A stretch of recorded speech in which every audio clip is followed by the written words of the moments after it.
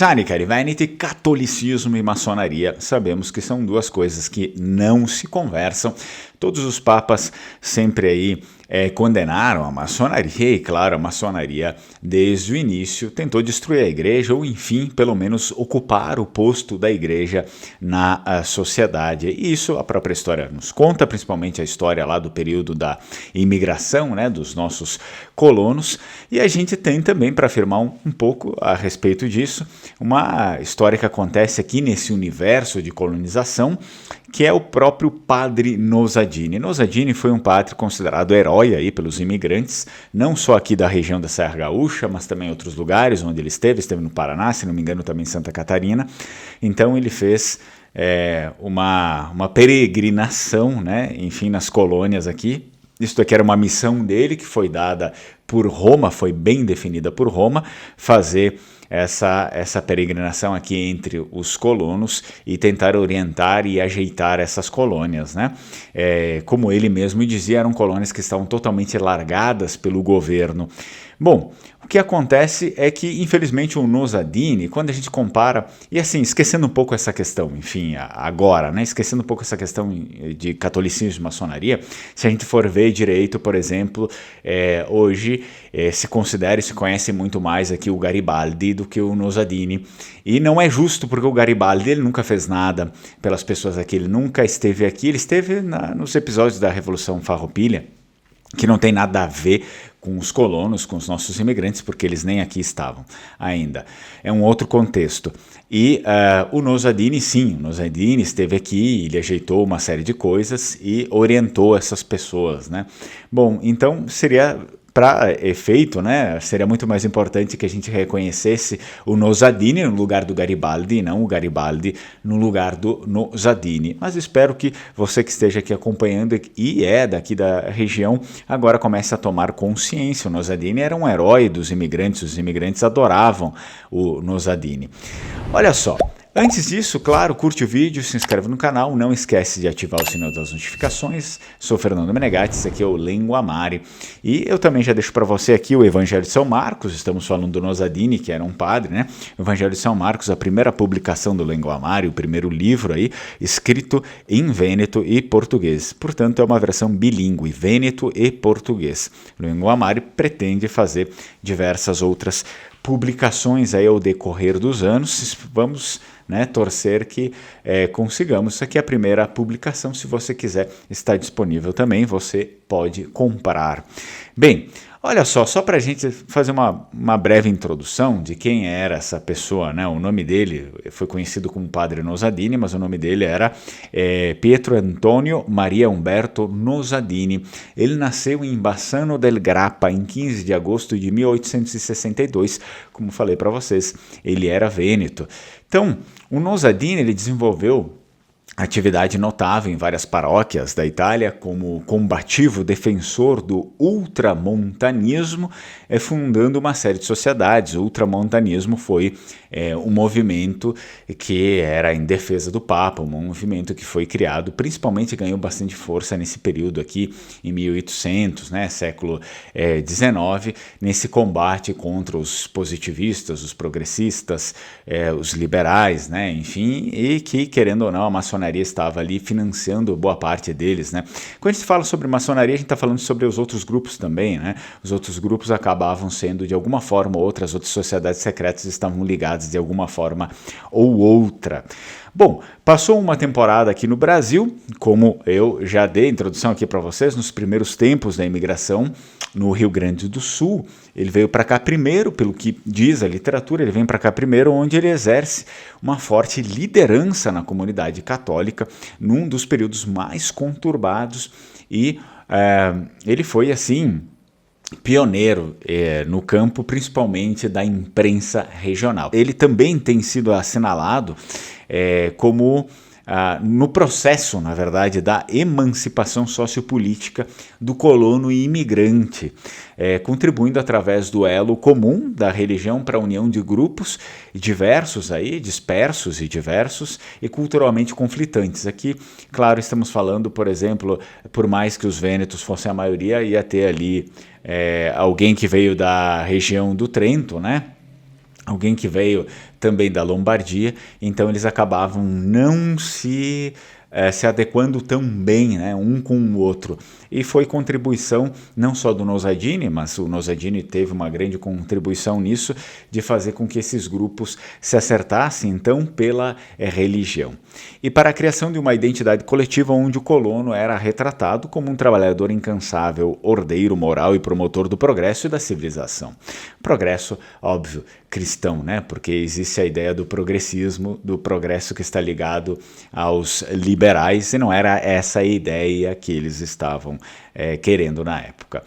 O padre Nossadini pertencia a uma antiga família de Bassano del Grappa, portanto, Nossadini era de uma família nobre, uma família que pertenceu também aí ao patriciado da Sereníssima República de Veneza. A família dele foi agregada ao patriciado de Bassano em 1691 e depois também ao patriciado da Sereníssima República de Veneza, em Veneza mesmo, né, em 1694. Era um homem de uma família nobre. Apesar da sua pouca idade, afloraram seus dotes, né, de invulgar inteligência, como diziam, e de seu gênio empreendedor, segundo se constata nos livros históricos, abordando a evolução da ação católica na Itália, que ele foi muito envolvido também. Seu trabalho foi notado até mesmo pela Accademia Olimpica de Vicenza, né, a Academia Olímpica de Vicenza, que o cita muitas vezes em seus documentos por ocasião do conclave regional de Vicenza em 20 de agosto de 1889. Ele fez lá um discurso belíssimo sobre o tema do óbolo de São Pedro.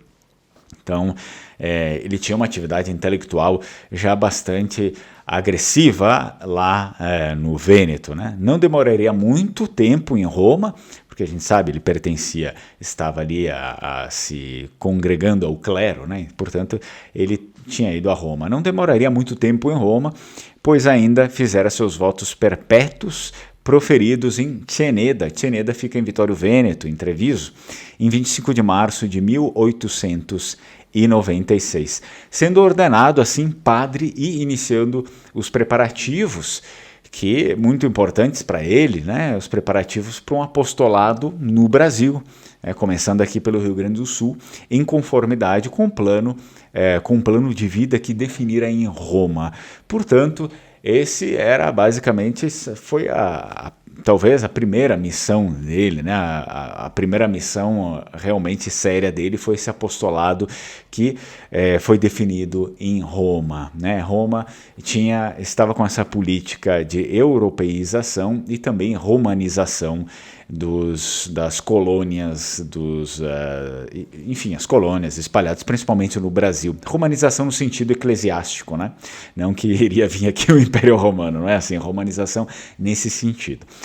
Chegou ao Brasil, Nossadini, pouco tempo depois da sua ordenação, dirigindo-se a Caxias do Sul, cidade que é a maior cidade aqui da região, né? O centro da região é Caxias do Sul, da Serra Gaúcha, fica próximo aqui de Bento Gonçalves, núcleo de uma próspera colônia, claro, né? Seu primeiro registro na vila é do dia 22 de maio de 1896, já como coadjutor do vigário da Igreja Matriz. Ligado então à corrente ultramontana do catolicismo, como já havíamos reparado, né, Nossadini defendia a primazia da igreja em todos os assuntos, que seculares, quer religiosos, né, quer seculares, religiosos, e combatia ferozmente, principalmente o liberalismo, o cientificismo, o positivismo, a maçonaria e outras filosofias progressistas. É importante fazer uma pausa aqui que talvez nos dias de hoje as pessoas não conseguem mais entender direito. Cientificismo não é ciência, né? Cientificismo é uma outra categoria, é aquela coisa que pretende, utilizando como desculpa a ciência, colocar a ciência acima de Deus, né? Que teria sido a ciência, enfim, a ciência é mais importante que Deus, a ciência cria tudo, o homem pode criar, sei lá, clones, quer fazer todo outro tipo de coisa que seria destinado pela religião a Deus. Então, cientificismo não é ser contra cientificismo, não é ser contra a ciência, são coisas diferentes, né? Hoje em dia, os profissionais cientificistas, muitas vezes esse termo é ligado àquelas pessoas que elas de fato, muitas vezes não fazem tanta ciência, mas elas querem o status de serem cientistas, elas escrevem artigos vazios, fazem pesquisas vazias, comem o dinheiro do Estado só para ficarem ali se bajulando entre si dentro das universidades. Então isso aqui hoje em dia está muito ligado a isso, né? Ah, essa pessoa não é cientista, ele é cientificista, é um movimento. Então era isso que eles combatiam, né? Que fique bem claro. Talvez se você não tenha isso, eles não combatiam a ciência, mas o cientificismo, que é pôr a ciência, de certo modo, no lugar de Deus. Essas disputas ferviam, claro, como a gente sabe, já muitos vídeos foram gravados a respeito disso, no final do século XIX, tanto na Itália quanto no Brasil. A própria Itália estava sendo, já tinha, né, sido dominada por uma república liberal, com amplo apoio da maçonaria e de vários outros grupos aí, sociedades secretas, e o Brasil também, né, estava com a sua república simplesmente, talvez, quase 100% de maçons. Então, o Nossadini iniciou seu trabalho pastoral fundando uma série de comitês na sede urbana e em toda a zona rural. Eram assim chamadas as Ligas Católicas, reunidas numa federação com o objetivo de fortalecer a influência da igreja na região e dissolver as correntes progressistas, além progressistas, lê-se aqui os liberais, os maçons, enfim, né? Além de sustentar a luta pela devolução ao Papa dos antigos estados pontifícios, que era uma luta bem mais profunda. O Nossadini considerava hereges todos os que não se filiassem aos comitês, às ligas católicas, e lhes recusava os sacramentos. E lançou uma campanha de desobediência civil contra as determinações do poder público inteiramente maçom, como já havia dito, que afrontassem os preceitos católicos ortodoxos. Ou seja, sim, se obedecia ao poder público, contudo, até a segunda página. Se o poder público afrontasse, de certa forma, o que ensinava a igreja, era orientado uma desobediência civil, sem sombra de dúvidas, segundo, enfim, o que os autores indicam também, o próprio Nossadini. A gente sabe que a igreja também defende isso, que é importante primeiro obedecer a Deus do que a um governante, né? Ao mesmo tempo fazia duras críticas ao governo local e culpava a maçonaria pelo estado de tensão e desordem em que se encontravam as colônias aqui de imigração, principalmente Caxias, né? Era o local onde ele assumiu de fato, mas ele estava se referindo a todas as colônias, né? A população local era maciçamente católica, ao passo que o governador local era grão-mestre da loja maçônica Força e Fraternidade. A maioria das principais autoridades civis da vila estavam ligadas à maçonaria e à ideologia do Partido Republicano Rio-Grandense, que era um partido aí progressista, liberal, né, que estava no governo do estado e também da vila, era alinhado ao positivismo. Então as coisas se conversam, na verdade. Sim, a gente deve lembrar também que nesse período praticamente tudo estava nas mãos ali da maçonaria, a própria república, né, enfim. Não que ainda não esteja, mas nesse período era muito assim, digamos, em vista, né? Estava na vista isso. Bom, aqui eu cito uma referência também interessante de um dos autores que ele diz o seguinte: o padre Nossadini interpretou exatamente o papel atribuído ao intelectual do tipo rural, pois a organização dos colonos imigrantes para solicitar resoluções de seus problemas iniciou a partir de sua atuação.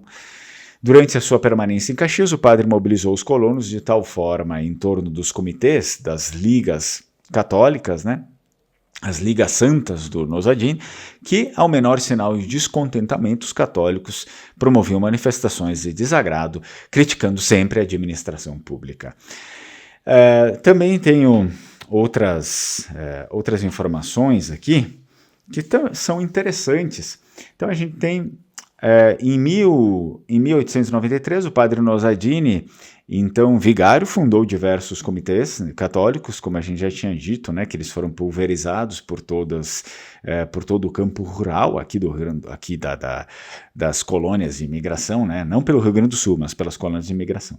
O objetivo do padre Nossadini ao fundá-los era quebrar a influência, como a gente já sabe, da maçonaria local, o que desencadeou lutas e atentados entre os grupos. Nesse episódio, o espírito político positivista da maçonaria, né, que predominava no grupo maçônico, maçônico e na administração municipal foi colocado em um dos lados e de outro ficou a igreja com a sua tentativa de europeização e romanização da sociedade. Olha só, apesar do grande apoio que tinha, né, o Nossadini, a tensão chegou a um ponto crítico e culminou em violência. O Nossadini foi avisado pelo João de Barros Cassal, antigo chefe de polícia e membro da Junta Governativa Gaúcha de 1891, que sua vida corria perigo. E de fato ele veio a sofrer um atentado da maçonaria em 8 de fevereiro de 1897. Quando a casa paroquial, sob a vista da população, foi cercada por um bando armado que metralhou a residência e, invadindo-a, esfaqueou, espancou e raptou o padre Nossadini, levando-o debaixo de um cabresto para uma região erma da zona rural, onde foi ameaçado de morte. No entanto, na hora fatal, seus algozes mudaram de ideia e o deixaram viver sob a condição de que abandonasse a região imediatamente. Liberado, o padre dirigiu-se à casa de seu amigo Caetano Costa Milá, no distrito de Loreto, para tratar de seus ferimentos e depois refugiou-se, em Nova Pádua, que também não é tão distante daqui. Em 14 de julho de 1897, ali uma grande caravana de simpatizantes foi buscá-lo, né? Os imigrantes aqui, vênetos na sua grande maioria, eles foram buscar o padre Nossadini em Nova Pádua e reconduziram o Nossadini a Caxias novamente, sendo recebido em meio a homenagens, foguetórios e festejos organizados pelos católicos.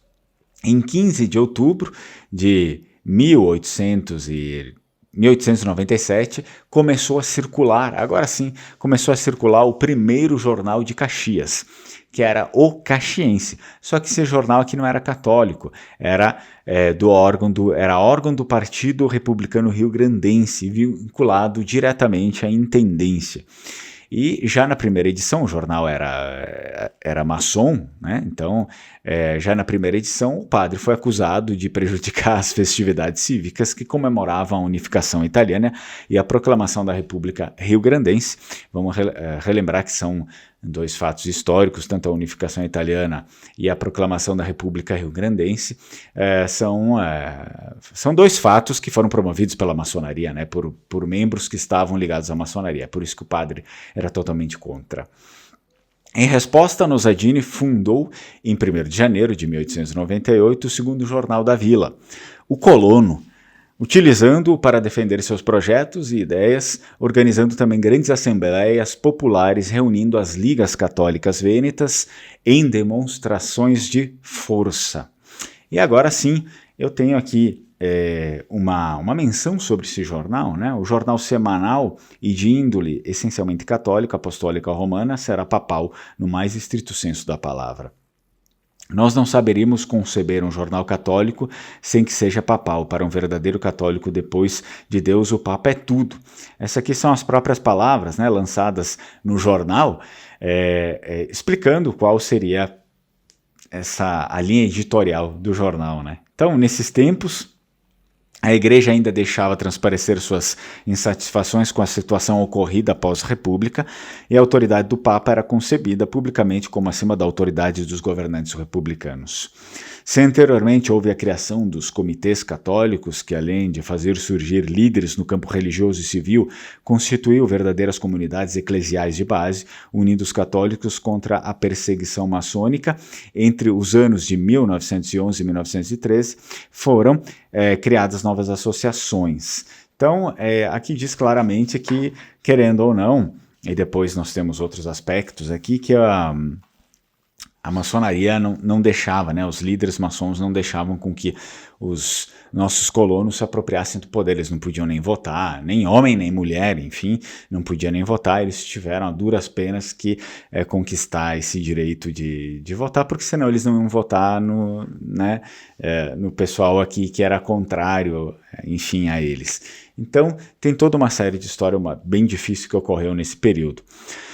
Bem, agora a gente tem aqui que o governo do estado, o governo do Rio Grande do Sul naquela época, teve de intervir aí diversas vezes, pois os católicos, ou seja, os imigrantes, né, os vênetos principalmente, e os luso-brasileiros, como eram descritos naquela época, que eram praticamente quase todos maçons, aqueles que estavam no poder, é óbvio, né, permaneciam em constante guerra.